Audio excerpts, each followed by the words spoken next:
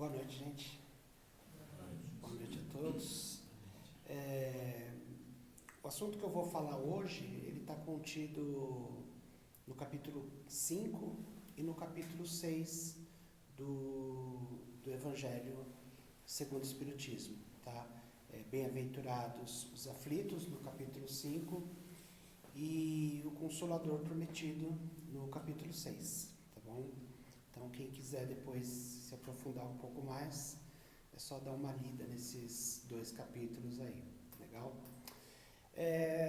Há um tempo atrás eu estava assistindo um seriado de TV, e nesse seriado tinha uma personagem, né, que era a mãe do personagem principal, uma mulher muito religiosa, né, muito dedicada à religião, né, sempre presente nos cultos ali, né, sempre procurando seguir a palavra que era ministrada ali nos ensinamentos, né, que procurava levar a família também, conduzindo a família nesse núcleo religioso ali, para conhecer os ensinamentos de Jesus e de Deus, né. E nesse seriado acontece um episódio onde uma jovem, né, uma cidade pequena, e uma jovem ali, moradora da cidade, ela sofre um acidente, né, e vem a falecer, né. E essa personagem, ela sofre muito com a morte dessa jovem, né. Ela volta a fumar, ela se afasta da igreja, ela começa a pôr em dúvida tudo aquilo que ela acreditava em Deus, né? E eu escolhi esse tema justamente por isso, né? Essa dificuldade que nós temos em lidar, né, com a morte daqueles que nos são próximos, daqueles a qual amamos, né? E todos nós temos uma dificuldade muito grande, né? Principalmente, como dizia um amigo meu, quando a ordem é invertida, né? Porque a gente espera que os avós, né, eles morram. Só depois que os avós morrerem, a gente vai esperar que os pais, né, morram, para depois a gente, depois os nossos filhos, nossos netos e assim por diante, né? E quando essa ordem é invertida com o filho, né, que ele vai antes do pai e da mãe, uma criança, né, a gente tem uma dificuldade muito grande de compreender isso daí. O porquê? Qual é o objetivo de Deus?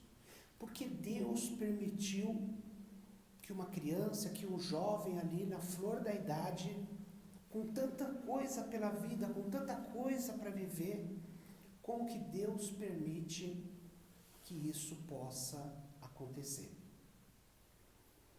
E se a gente procurar a resposta da forma com que a gente vive nesse mundo material, nós não vamos achar.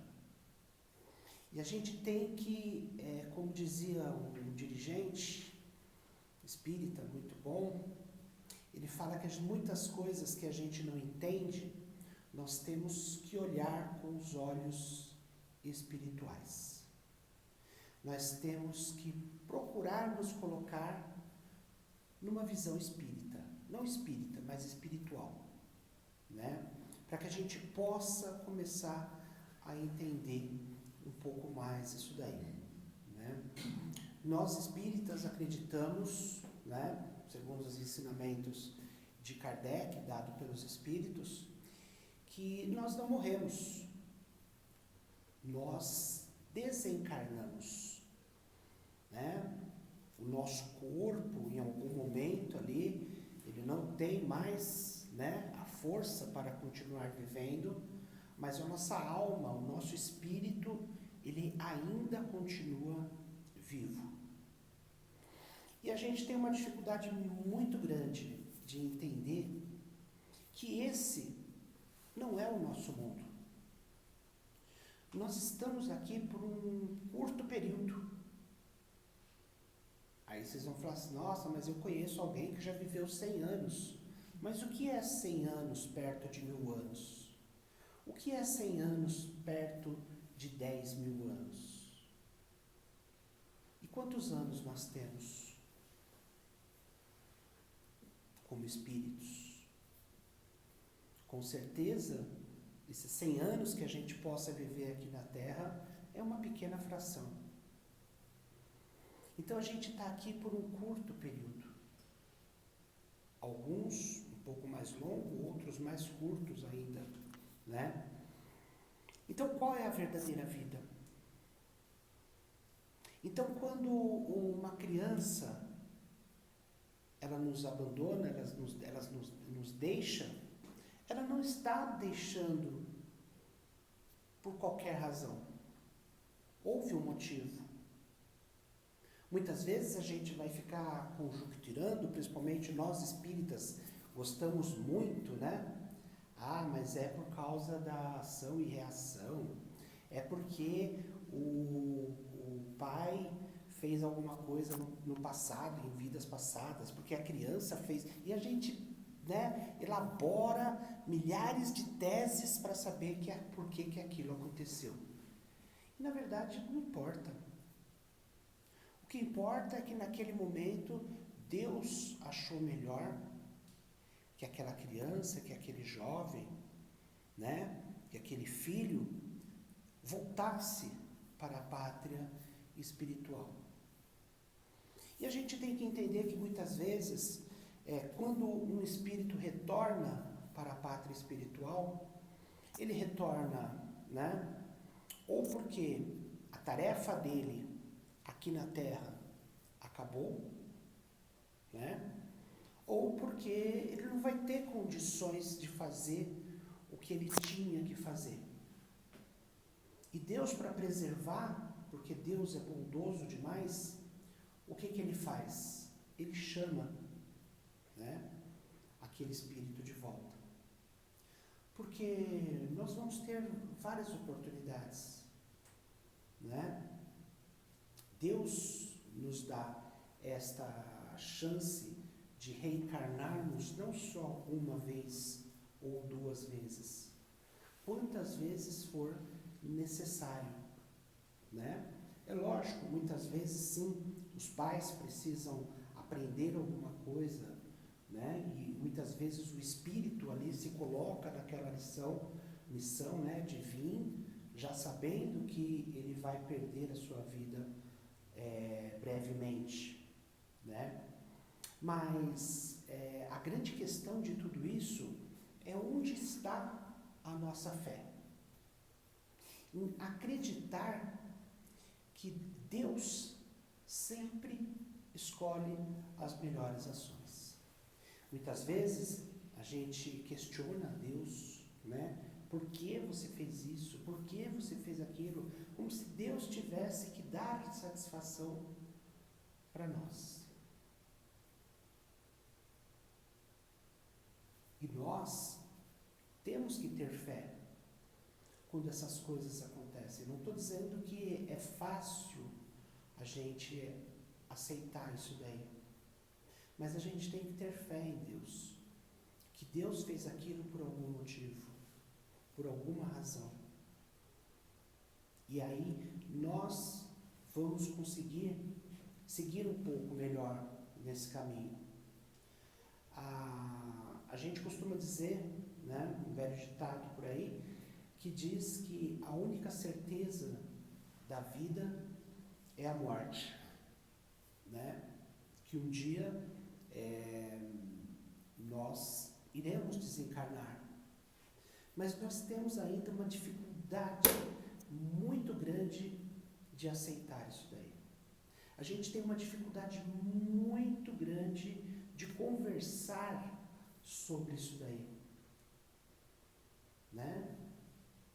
Muitas pessoas, né, se bater lá um vendedor, né, na porta da sua casa, oferecendo lá aquele túmulo, aquele lugar no cemitério, você, pelo amor de Deus, some daqui, nunca mais aparece na minha casa, né? Você está querendo desejar a minha morte, né? E não, ele só está fazendo o trabalho dele. E nós deveríamos pensar nisso daí, né? Onde que eu vou alojar o meu corpo quando, né, não precisar mais estar aqui nesse plano, né? Mas a gente tem uma dificuldade muito grande de entender isso daí, tanto com a gente quanto com os familiares, né? Então, quando muitas vezes a gente tem lá um familiar doente e a gente faz as nossas orações, o que a gente pede nas nossas orações? Para que ele se cure, para que ele não venha a desencarnar. Mas por que nós temos tanto medo que esse ente querido, que ele desencarne? E aí a gente tem que fazer uma reflexão, né? Por quê? Porque a gente sabe que se a pessoa cumpriu toda a trajetória aqui, por que ela não retorna para o Padre espiritual?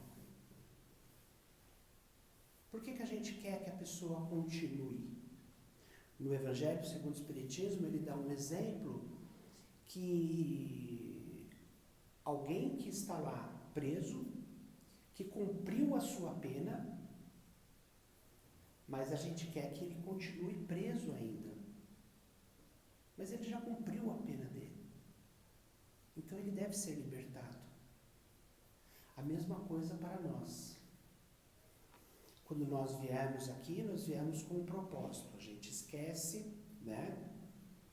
Mas, em linhas gerais, para que nós viemos até aqui?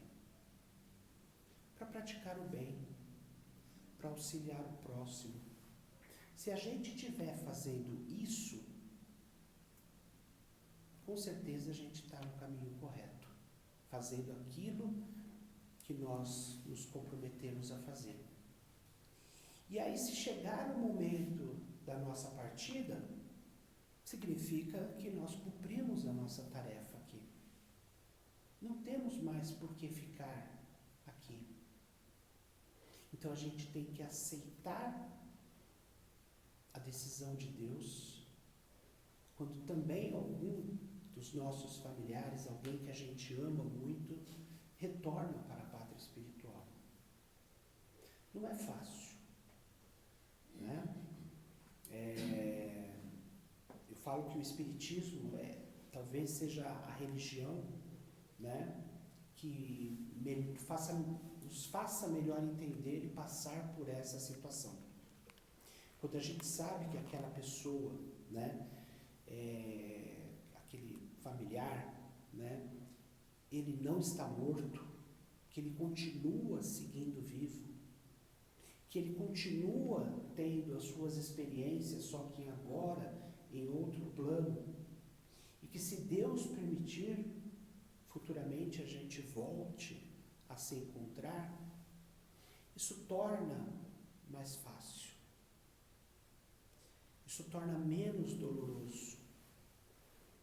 A gente pode comparar isso a um familiar que vai fazer uma viagem, que vai fazer um curso, que vai estudar, que vai morar num local distante, e a gente vai ficar ali muito, muito tempo sem ver aquele familiar.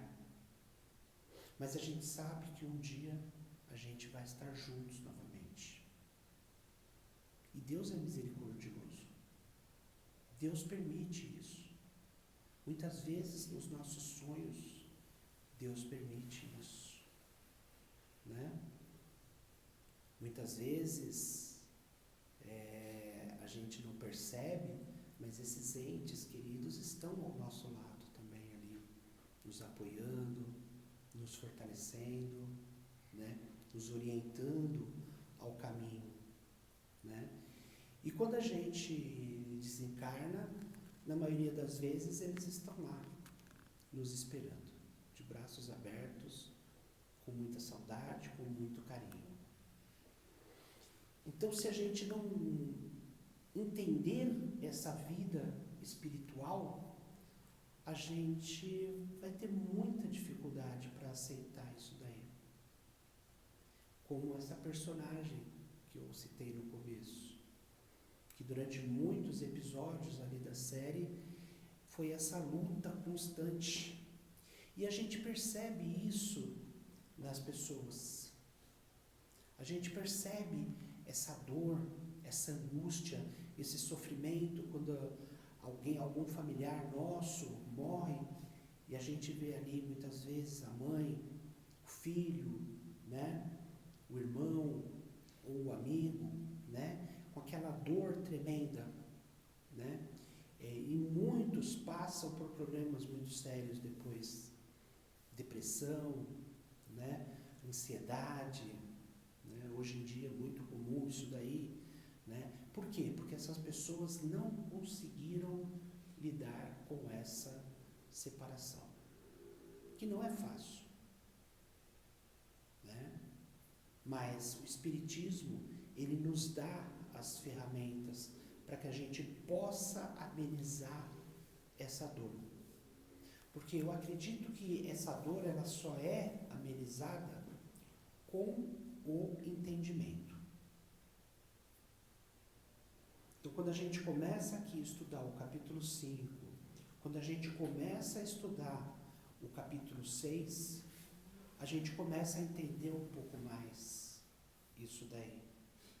A gente começa a entender que Deus não está sendo caprichoso, que Deus não está nos punindo, que Deus tinha um propósito para aquilo. Né? Quando a gente lembra de Chico Xavier, né? Chico Xavier, ele teve uma primeira parte, né, do seu trabalho, onde ele trouxe ali muitos livros, muita literatura, né?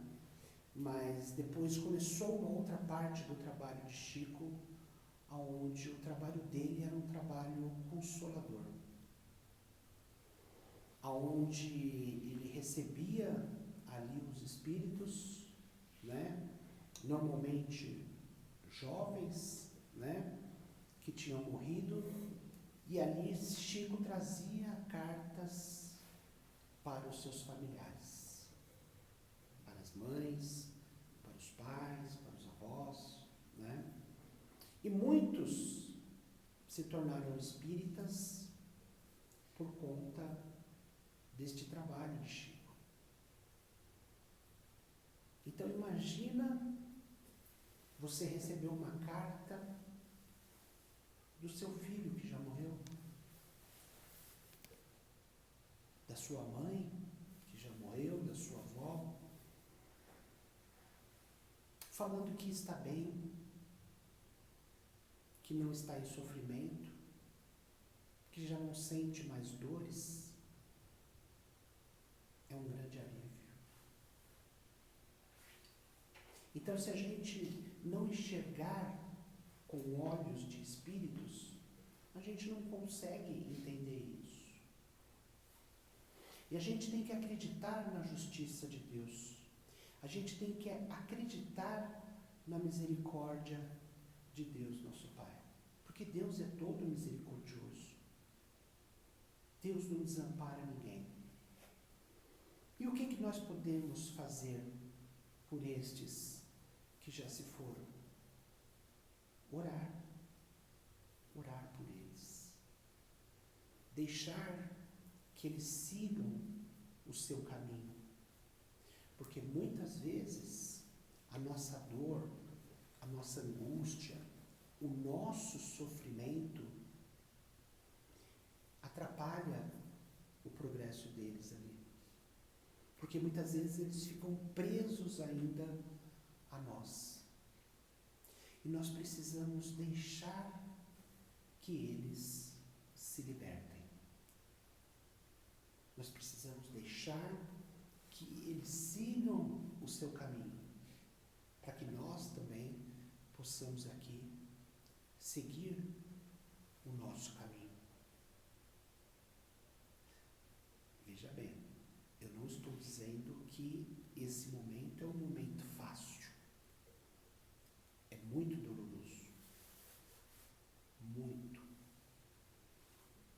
Só quem passa por esses momentos é que sabe a dor que carrega no coração. Né? Mas essa dor pode ser amenizada, né? Se a gente conseguir enxergar o propósito de Deus e não criticar a Deus, né?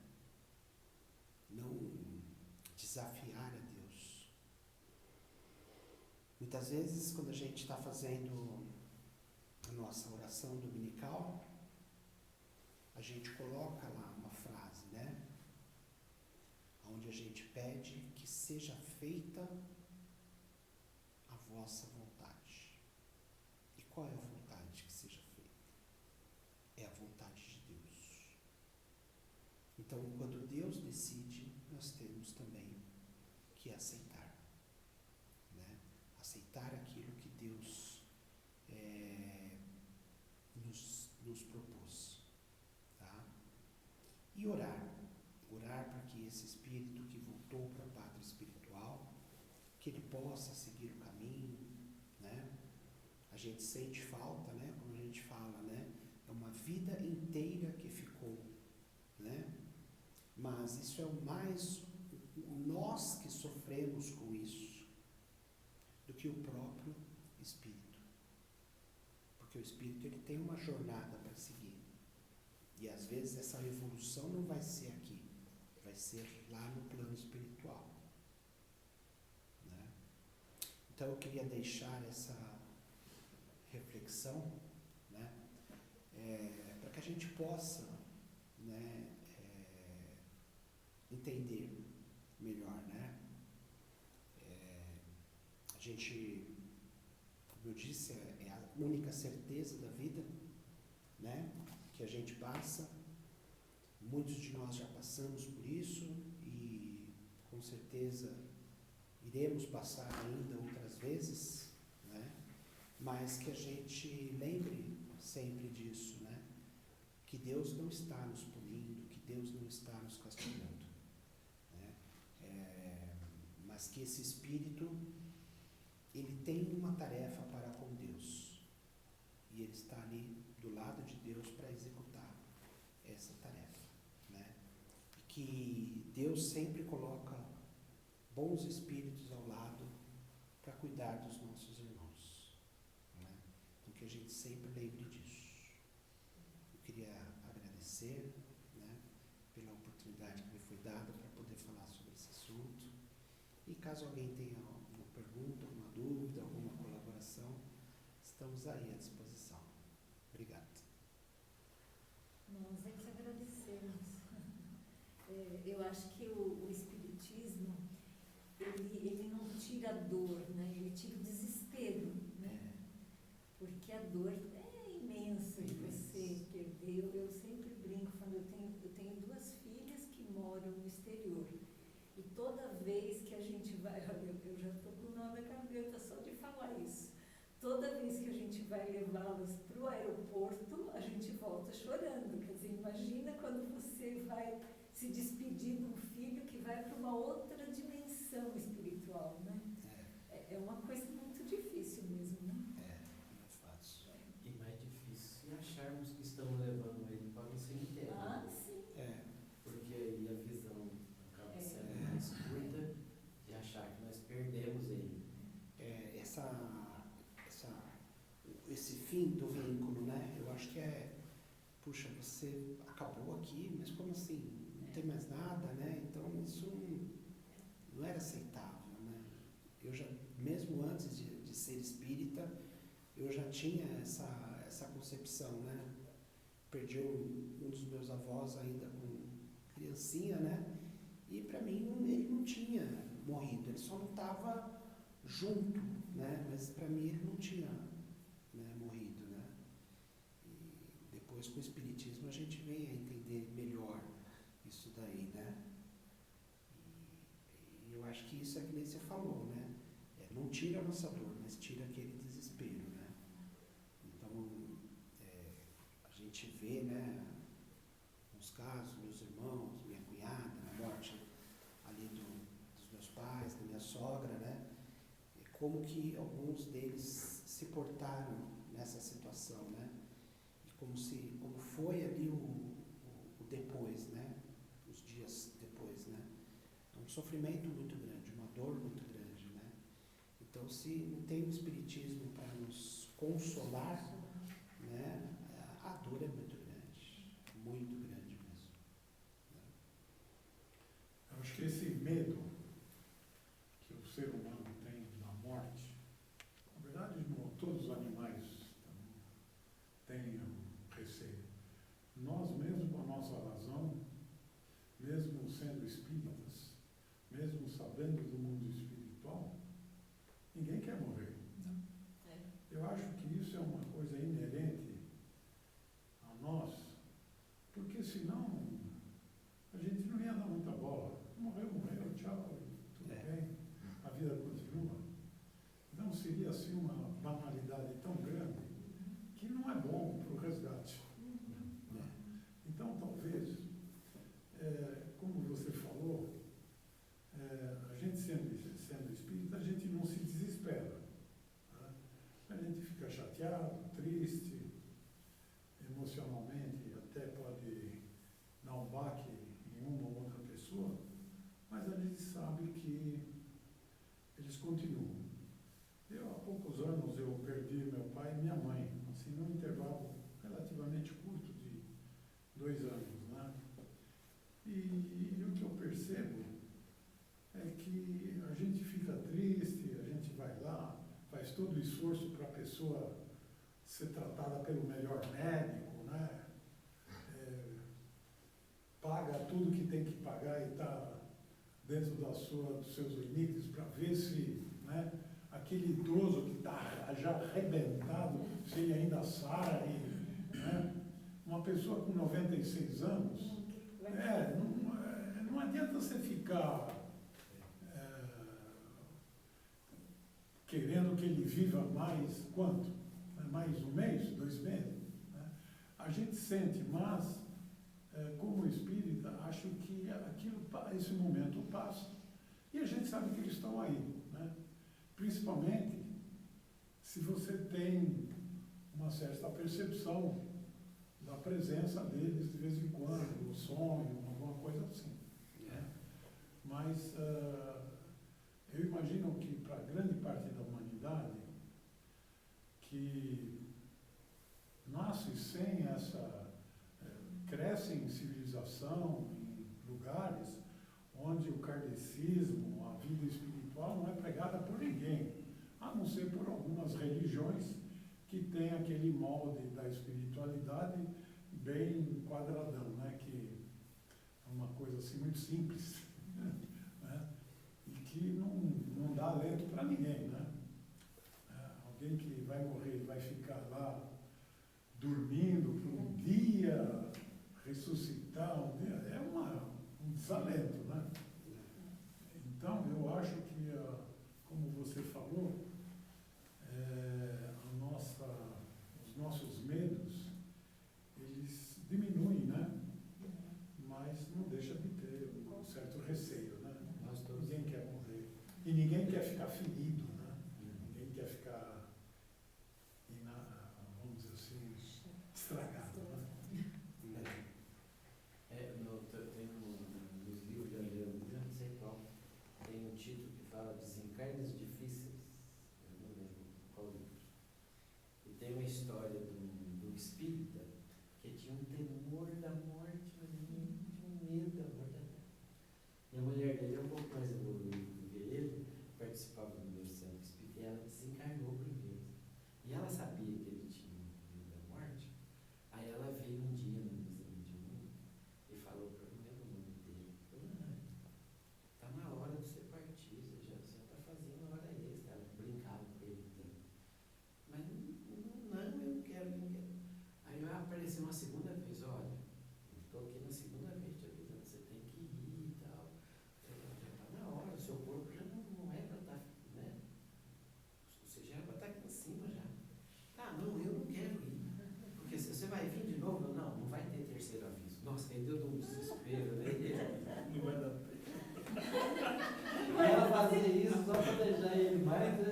Vai ter terceira vez. Aí teve um dia, ele foi, a lâmpada queimou e depois a escada para subir para trocar a lâmpada. A escada caiu, ele já tinha uma certa idade e morreu, desencarnou. Aí ele chegou no mundo espiritual e ele compreendeu, eu não lembro bem antes, por que ele tinha medo da morte.